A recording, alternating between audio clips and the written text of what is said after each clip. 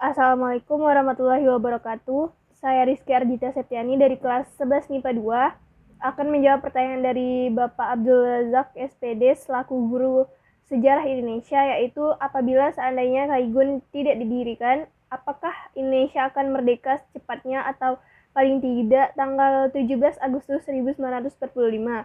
Menurut saya pribadi, bila Kaigun tidak didirikan, kemerdekaan Indonesia mungkin saja terlaksana lebih lama atau tidak pada tanggal 17 Agustus 1945.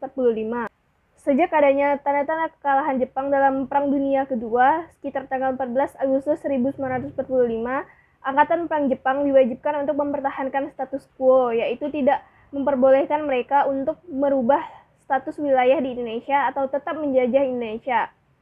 Namun, Laksamana Tadashi Maeda selaku perwira tinggi Kaigun saat itu memaksa pemimpin Kaigun Laksamana Shibata untuk mengambil keputusan yang sangat menyimpang dari status quo, yaitu membiarkan Indonesia untuk mengumumkan kemerdekaannya. Setelah mendengar berita kekalahan Jepang pada tanggal 16 Agustus 1945, golongan pemuda seperti Hairul Saleh dan Sukarni segera mendesak Soekarno untuk mengumumkan kemerdekaan Indonesia. Namun Soekarno dan Muhammad Hatta menginginkan kemerdekaan Indonesia dilakukan melalui PPKI yang saat itu dianggap sebagai badan bentukan Jepang oleh golongan pemuda.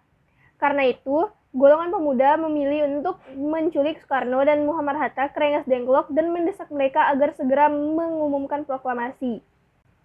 Ahmad Subarjo dari golongan tua berkata kepada Maeda bahwa mereka tidak bisa melaksanakan rapat PPKI karena Soekarno dan Muhammad Hatta diculik oleh golongan pemuda.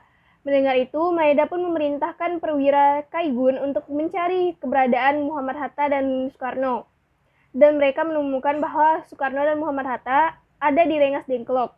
Setelah berunding antara golongan muda dan Ahmad Subarjo dan menerangkan bahwa Maeda dan Kaigun siap untuk membantu jalannya proklamasi kemerdekaan Indonesia, golongan muda pun menyetujui untuk mengembalikan Soekarno dan Muhammad Hatta, dan Ahmad Subarjo sebagai golongan tua menyetujui bahwa pelaksanaan proklamasi Indonesia akan segera dilaksanakan sesampainya mereka di Jakarta.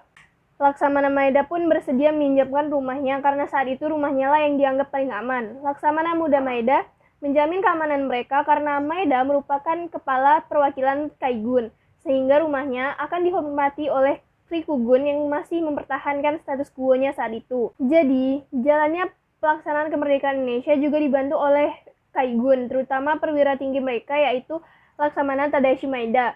Sehingga apabila Kaigun tidak didirikan dan Maeda tidak bergabung dengan Kaigun, mungkin saja kemerdekaan Indonesia akan terjadi lebih lama atau bukan pada tanggal 17 Agustus 1945. Sekian yang dapat saya sampaikan. Mohon maaf apabila ada kesalahan kata. Terima kasih telah mendengarkan jawaban saya. Wassalamualaikum warahmatullahi wabarakatuh.